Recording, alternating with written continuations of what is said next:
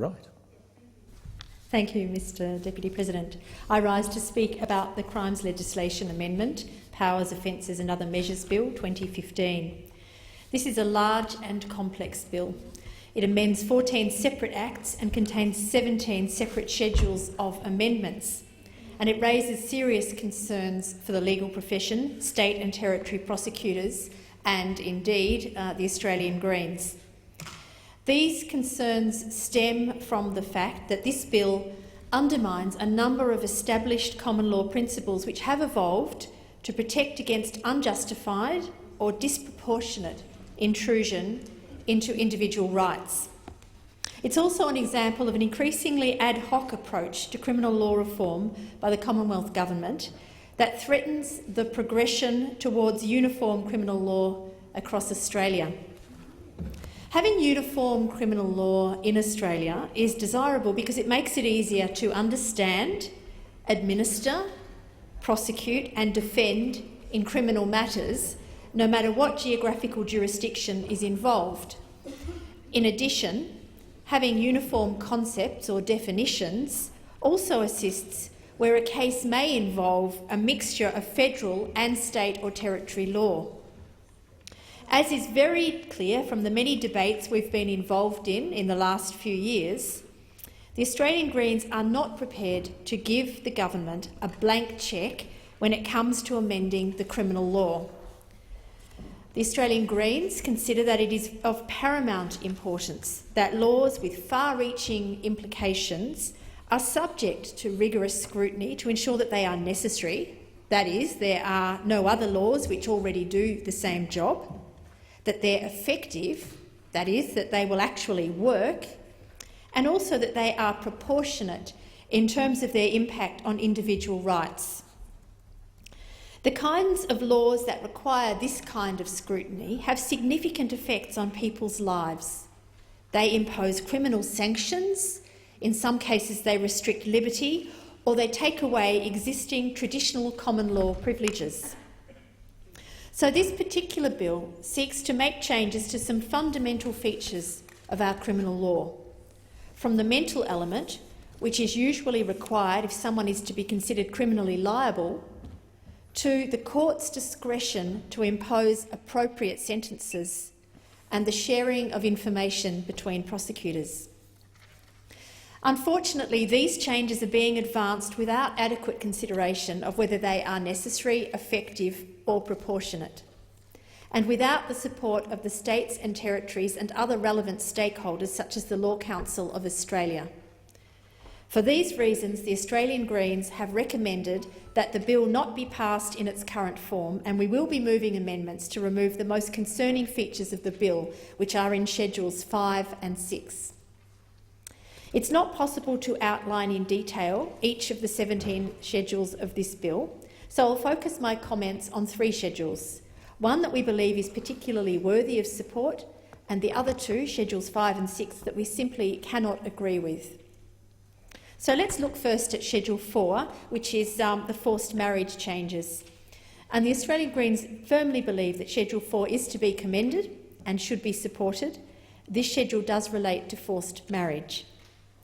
The changes to the forced marriage offences are welcomed by the Greens, as is the recommendation made by the majority of the Senate Committee on Legal and Constitutional Affairs that the Commonwealth, state and territory governments review underage sex offences to ensure there is consistency between them and the federal offences of forced marriage. But now I must turn to the most problematic aspects of the bill.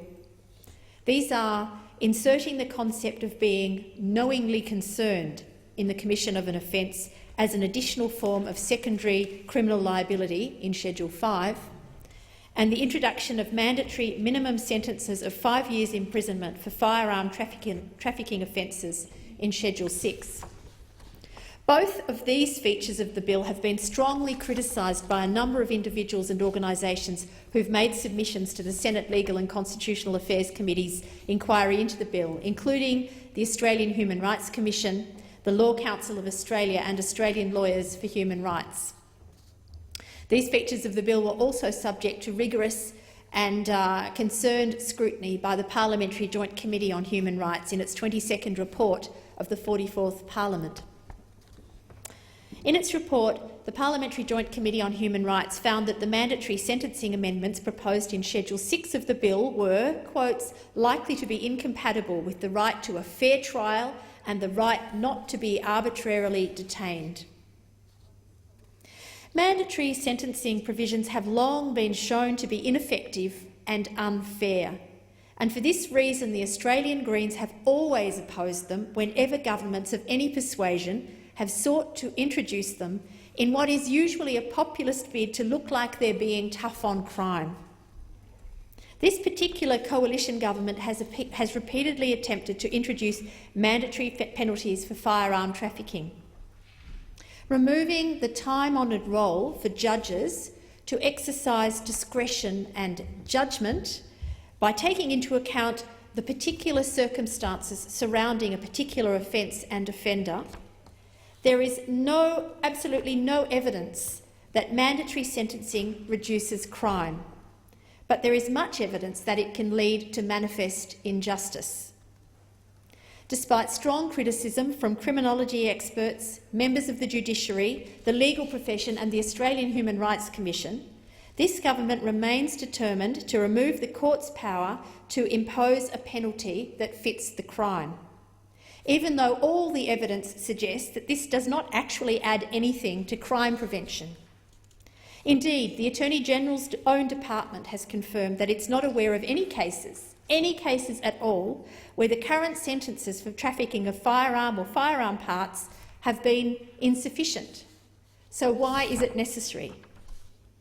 The Australian Greens are not prepared to give up important and respected principles to enhance the rule of law, or Australia's international human rights obligations, or indeed strategies for deterrence that are based on evidence, in favour of mere cheap populism.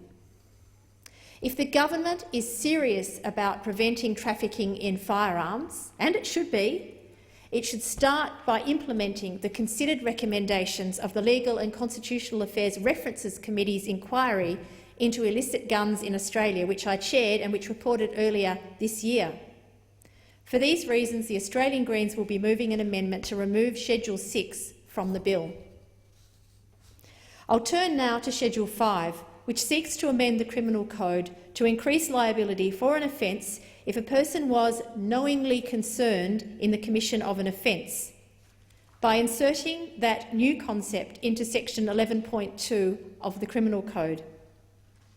The Australian Greens share the same concerns strongly raised by the Law Council of Australia and others about this development. Why? Why, you may ask? Does it not sound reasonable on the surface? And that's the problem.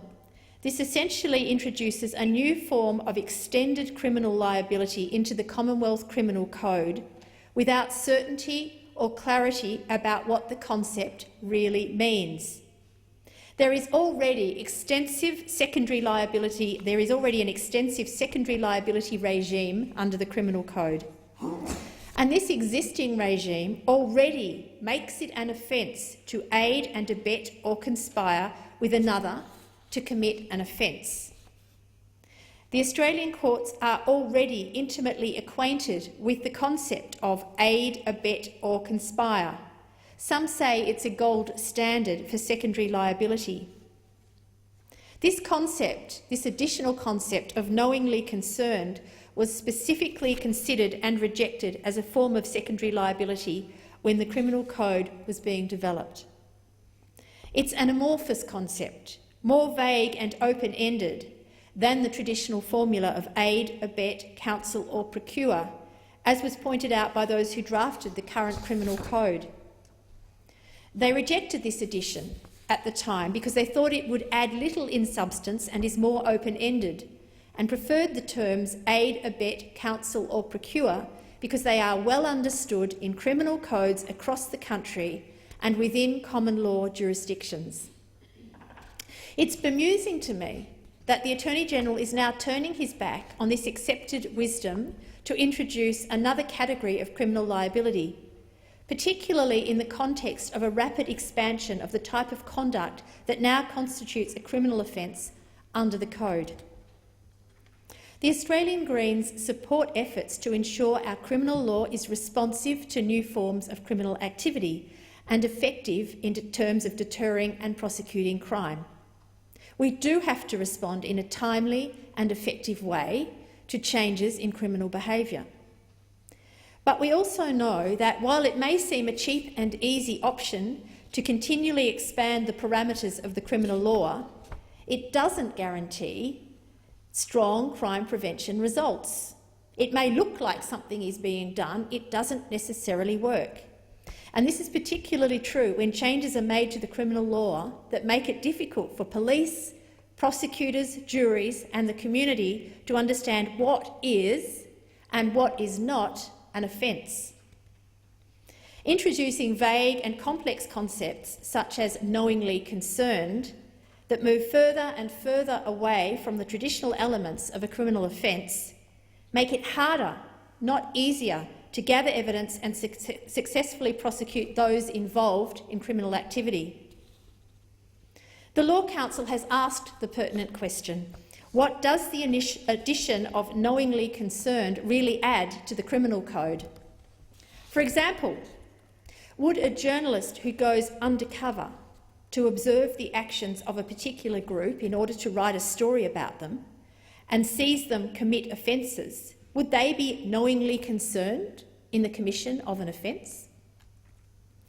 What if the journalist were actually an undercover police officer obtaining criminal intelligence?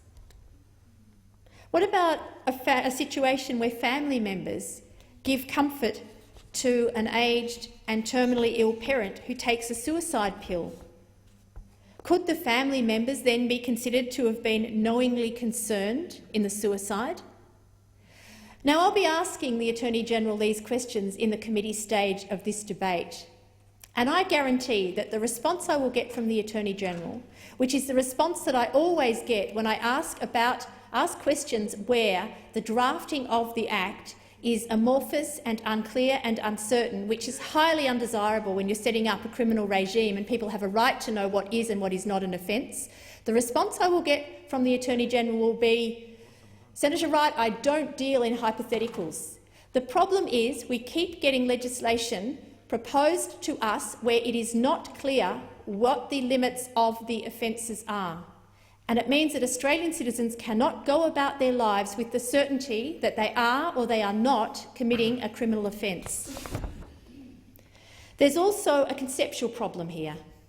Under the new test of knowingly concerned, the prosecution would have to prove that the defendant intended to be knowingly concerned. The Law Council has, and I think reasonably, submitted that this does not appear to make any sense.